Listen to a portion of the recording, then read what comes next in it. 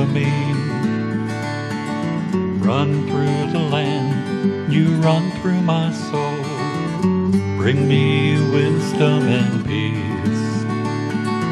Run through all ages and all of life's stages. You bring me around to find my release. Hi, this is Jan Lewis. Welcome to be my guest. Today we have from Methuen, we have a flutist, and he's also into composing. His name is Michael Bleiweiss. Welcome. Thank you. It took you an hour and a half to get here. Right about that? Hour 10. Hour and 10. But he made it, and early. Michael, when did you get into music like this? Well, I originally, you could say, I got into classical music from infancy, literally. Oh, your parents played it all the time? My parents were not musicians. My mother dabbled a little in guitar, but my father was a big classical music aficionado. We couldn't ride in the car without him putting the radio on the local classical music station. This is out in New York. I'm originally from the Bronx. Oh. When I was 10, we moved to New Jersey. Yeah. So you've been around too, like, yeah. Yes. Yeah. The Bronx. The Bronx. The Bronx. Anyway, so I was growing up listening to classical music all along. When I got a little bit older and started to receive, I won't call it formal training, but more, knowledgeable exposure, we would play Guess the Composer. So we put on the classical music and we try to, it would randomly come on in between the announcements. Yeah. And we try to figure out who the composer was. He'd been around a lot longer than me, given he was my father. Were you good at it? Were you good at knowing who the composers were? Not at that point in my life, no. But I was usually pretty good at locking down the period of time. Classical music's actually a misnomer. Western art music is the more formal term, and it's divided into periods. It goes back to about 800 to 1100, which was the church music Gregorian chant era, also known as monotonality. Everyone was singing the same notes. Then, at the beginning of the Renaissance, some composers started experimenting with harmony, counterpoint, multiple parts, and that period became known as Renaissance music. Yeah. Then starting around 1600 to 1750 is what is known as the Baroque era, characterized by a lot of fancy ornamentation, music that consisted largely of scales and arpeggios. You can spot Baroque music a mile away. Yeah. Then starting in the 1750s, you got what was known as the Classical era. The Classical era started becoming more harmony focused rather than, I'm speaking in big generalities. Yeah. I'm not trying to give, a lesson in music history. But you got the Classical era, which then tends to be more focused on harmony, melody. That's when you get composers like Mozart, Haydn. And then starting around 1800 with Beethoven, you get what's called the Romantic era, which then starts getting the more schmaltzy, bombastic music. This is the era that I, tended to take a liking to, is the Romantic era. Then starting around 1900, you get what's called I'll call it the 20th century era, the Modernist era, where they start experimenting more with atonality. What is atonality? Atonality is when the harmonies are more dissonant, the melodies are less singable. I actually am in the middle of writing a string quartet right now. Wow. And the second movement is in a style known as 12-tone. What is that? 12-tone is where you take the 12 notes of the chromatic scale, you put them in an arbitrary order, and then you manipulate it. You can play it backwards, you can invert the intervals, you can play it backwards and inverted. I'm picturing you can chop it up into little pieces. I'm picturing when my parents gave me piano lessons and how intricate it was. You're bringing this back to the notes and all. So that came after the other. You like the romantics. I like the romantics, but I tend to work a little bit in the, I'll call it the tonal modernist style. And that the melodies are very non-romantic, but the chords are very standard. Yeah, and you said the bold. You like the bold part of it. Yes, I mean, I'm not a strong bombastic writer. Yeah. But my style varies from sweet and melodic to, I'll call it semitonal. Yeah. Or semi-atonal. Yeah. Did you go to college for this, Michael? I am actually a physics major in college. Physics? Physics. What did you do after you got out of college? I eventually got a master's in applied physics with a concentration in environmental policy and technology and combustion. Got my degree in December of 1980. I bet a straight A student. Oh, no. Math? Definitely. You had No, I hit the wall in math after partial differential equations. You did? The theoretical courses and doing all the theorems was too much for me, which is why I got a master's instead of a PhD. Yeah. And it's why I went into industry instead of academia. Yeah. So I did research in industrial furnaces. I did testing and design of light bulbs in Sylvania. I eventually got seduced by the computer side of the force. Yeah. Moved into scientific programming.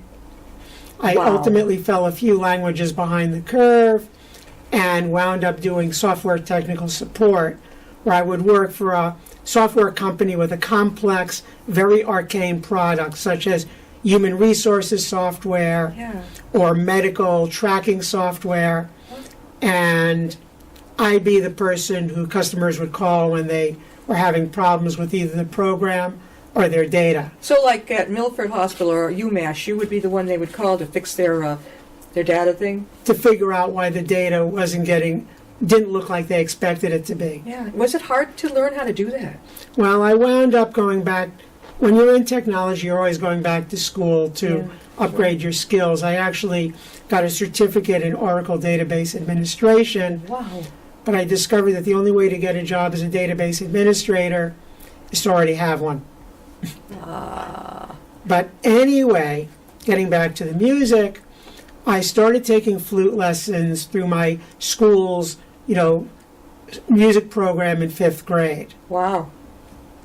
And I picked flute because in 4th grade, at the end of the year concert, these two girls played this very nice duet, and I fell in love with parallel thirds. Oh my gosh. Is it the flutophone? We called it the flutophone. No. This is a true flute. So that's what you took? Yes. Transverse flute, it's called. We had those probably cheap, those little white flutophones we all had to take in class. And it turns out that some of the fingerings are close enough that if you've played that and got reasonably adept, the transition to this flute is a little easier because at least you already know how to play some of the notes. But of course, playing by blowing across a hole is very different than blowing into a whistle. Sure. And it took me at least through high school to get to the level where I consider myself competent. Yeah. Were you on the high school band? I was in the high school band. I was in my college band. I was in the school band in graduate school. Marching? The marching band? No, not marching. I can't play and walk at the same time. Okay. I don't think I could either. Okay. And I'm allergic to cold. To what, cold? Cold. So I didn't like the idea of having to play outdoors, okay, on the verge of winter. And you've had quite the challenge, Michael, with arthritis, you mentioned. Yes, I developed arthritis in my mid-30s. That's awfully early. And it has done a number on my hands. Yeah. And my flute playing began to take a dive at that point. I played with community bands up until that point. Yeah. If you want to play if you play a wind instrument or percussion, you can probably find a band within an hour of your house anywhere in eastern Massachusetts and southern New Hampshire. The band that recorded, I wrote a march for double quintet, combined brass and woodwind quintet. Yeah. But of course I couldn't assemble a group like that. So the band I was playing with at the time said, if you expand it for concert band, which is adding about 5 more instruments, they would play it. They did a read-through, decided not to play it. After about a dozen years, the Hollistown Band agreed to play it. And they did that this summer. Had you altered it at all before they agreed to play it, or just left it the same? Well, I altered it on their promise that they would play it. Oh my gosh. Well, you must have been thrilled. Yes. No, well, I'd already expanded it Yeah. a dozen years before, but it took me a dozen years after doing that to find a band willing to perform it. Yeah. And you can actually find the recording of the performance on YouTube. You can go to YouTube and just type in my name, Yeah. or you can go to the Pepperell Community Television, and it's up on their YouTube channel.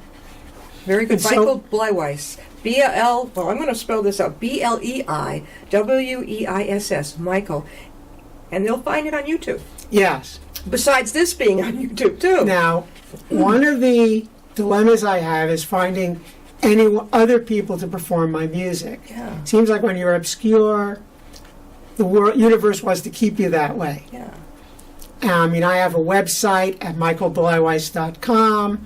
If you click on My Music, you can listen to computer-generated audio files of my music. Back in the olden days when I started composing while I was in college in a meaningful way. And at that time, this was kind of the pre-computer age, you figured it out on a piano, which I don't play very well, and wrote it out on paper. Yeah. Well, back in the mid-90s, music typesetting software came out. And I use a program called Finale, kind of the 500-pound gorilla of music software. It can do pretty much anything, although some things are harder to do than others. And to give you a sense, where is it here?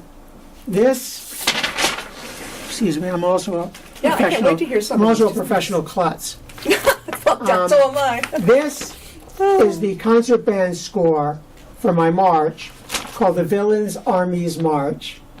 This was going to be part of an opera that I never got to write. Yeah. And I've been repurposing the musical sketches from the opera into other pieces. But this is an output score from Finale. So what it lets you do is it lets you click on the staff and put the notes on. Yeah. So every single note here, I placed by hand Wow. with the mouse, between a combination of working it out on flute, piano, and theory Yeah. to figure out what notes I wanted to play. You told me about on your flute, Michael, that because of your arthritis, you were able to adapt it in some way. Easier Yes. for you. It turned out that hand surgery was not a viable option. Yeah. So what I did is I had alterations made to the flute. The first is, if you take a look at my left pinky, you can see how the joint is kind of bent. Yeah. I had an extra extension put onto this key, which if you play in band, that's the A flat key. If you play in orchestra, it's the G sharp key. Now my big problem is I have trouble reaching this key here. This is the E flat or D sharp key. Yeah. And there's no clearance in here Yeah. to put an extension on. So when I play, this is my big limitation. If I have to play an E flat, I have to play, pause for half a second, shift my hand,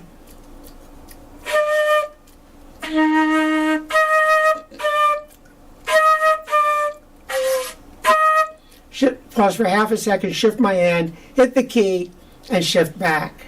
Is it hard to get into that? It's frustrating, Yeah. but it's doable. Yeah. You love what you do. I love what I do. I keep the flute out. I pick it up every single day. Even if it's just for a few minutes, I still play. Do you Now- appear different places, Michael, if they want you to go? Okay, now this is why this is important. As I said, I write for ensembles, Yeah. duets, trios, double quintets. I'm writing a string quartet. But the challenge is I can't really get anyone to play it. So what I wind up doing is taking the piece and boiling the melody lines and some, semblance of the counterpoint and harmony. My writing is very counterpoint oriented, by the way. Counterpoint is when you have multiple melodic lines going at the same time.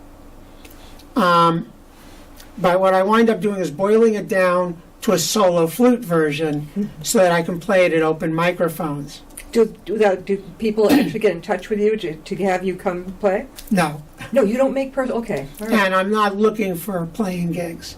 Okay. You know, I'm at a point now where what I really want is people to want to play the music I write. Right.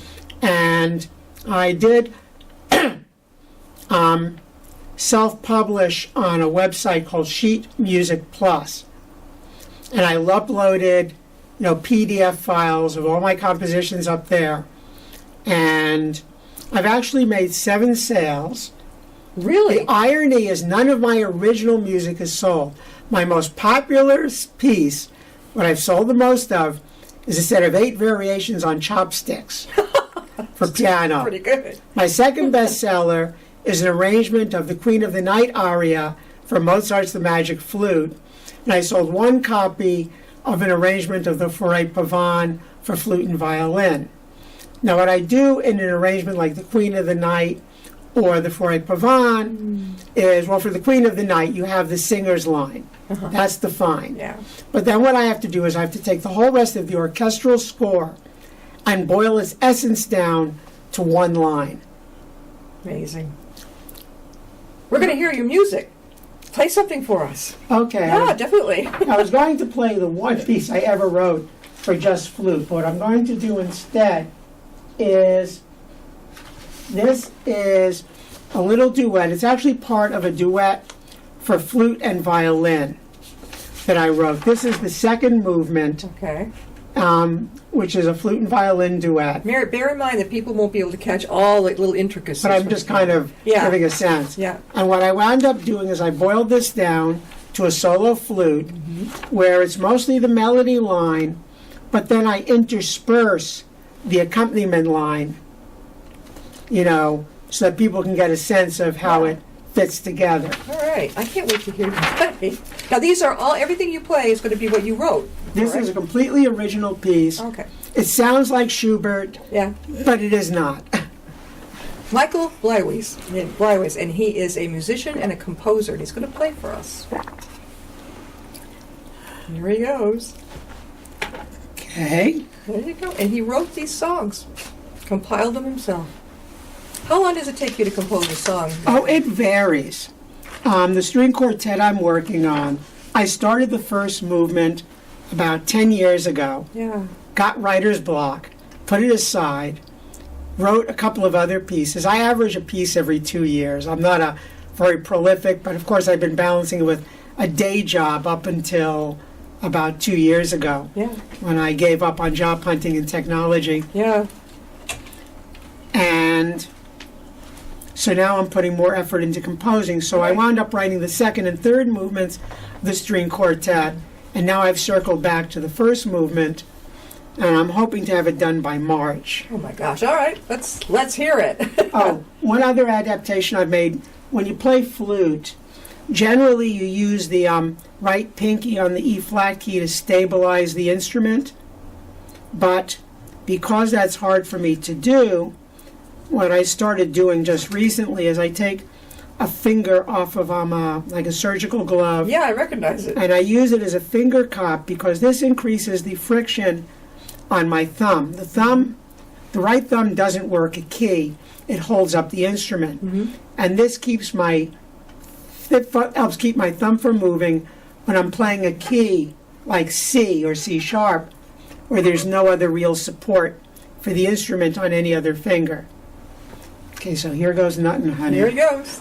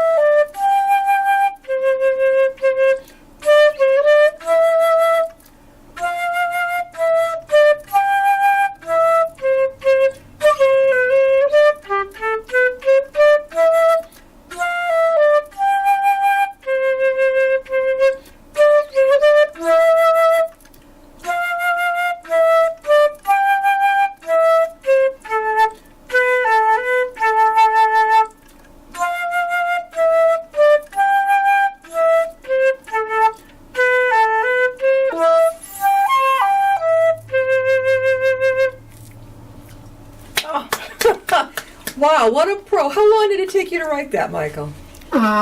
This was another case of I started it maybe about 20 years ago. It sat on the shelf for about 10 years, and then I felt competent enough to run the arpeggios. What is your family must be amazed by what you do. They never listen to my music. What? I keep telling them, go visit my website. They never do. Did your mother and father know you were this talented when they had all that classical music on? I didn't really start writing until college. And, I never had an opportunity to play for my family, except for one piece I wrote for a brother's wedding. And it worked. But he loved it, right? Yes. Where did they go?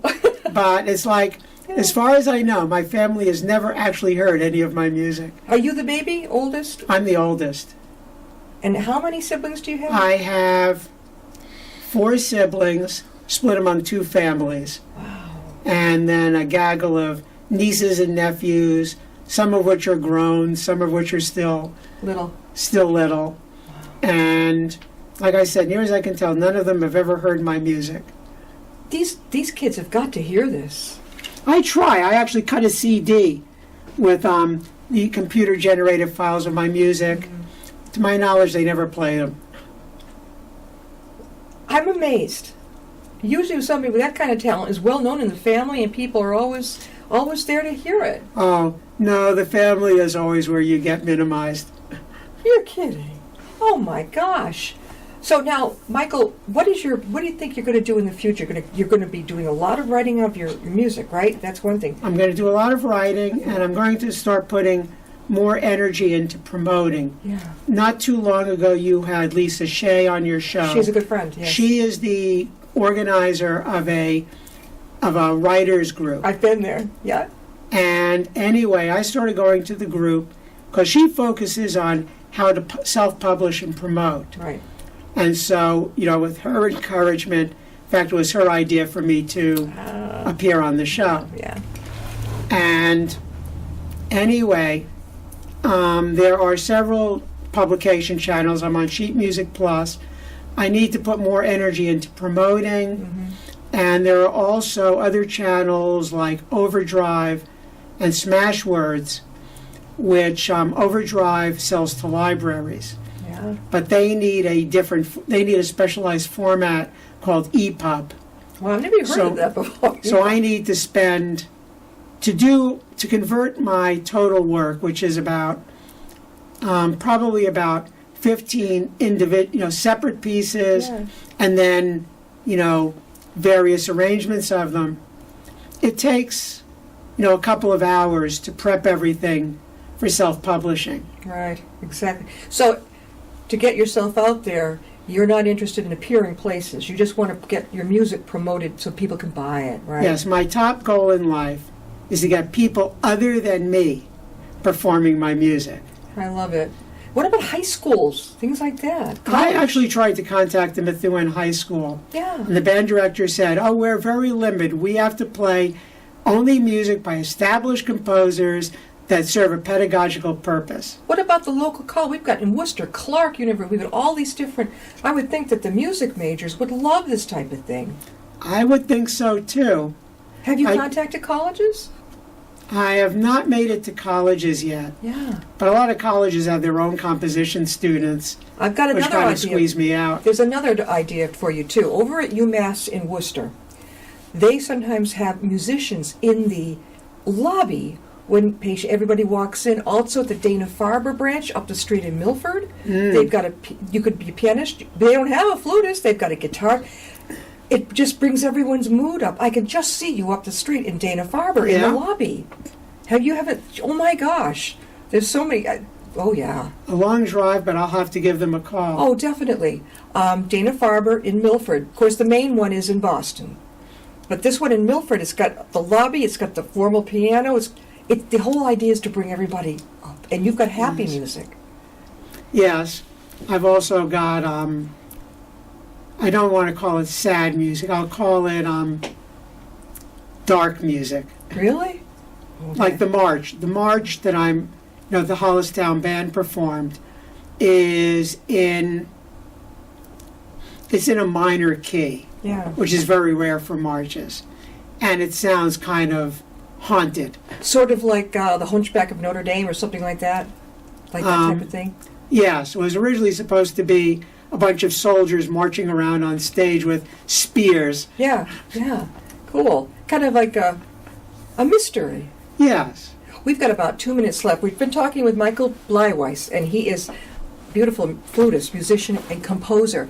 And Michael, how can people contact you? One more time. Okay, I have a website, michaelbleiweiss.com. There's a link to my email on the website. Mm-hmm. If anyone, it also has a link to Sheet Music Plus where you can purchase the sheet music. I encourage anyone who does play my music to record a video of the performance and either send it to me or point me to it if you post it. Yeah. Because, like I said, my top goal in life is to get my music played.